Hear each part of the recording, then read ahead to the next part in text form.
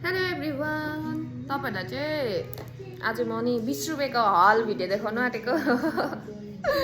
यहाँ चाहिँ हिजो बेच्नु आएको थियो नि त, कहिलेकाहीँ 10 रुपियाँको आउँछ, कहिलेकाहीँ चाहिँ 20 रुपियाँको आउँछ होइन। हिजो चाहिँ 20 रुपियाँवालामा चाहिँ यो छ।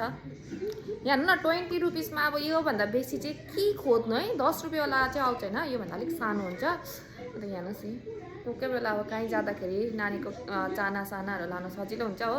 अन्त अभिलाई नि टिफिनको लागि सजिलो हुन्छ भनेर चाहिँ यो किनेको छु हो।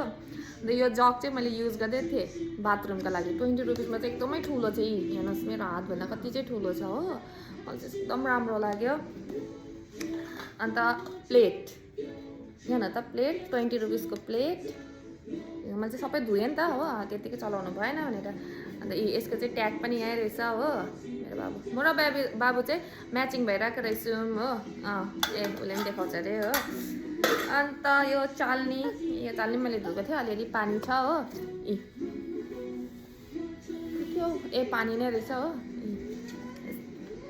चाल्नी हो। अन्त अर्को चाहिँ छ यो भाँडा धोएर हाल्नुको लागि हो नि। 20 रुपियाँमा यहाँ हेर्नुहोस् न, मलाई त क्या अब उयो लाग्यो हो।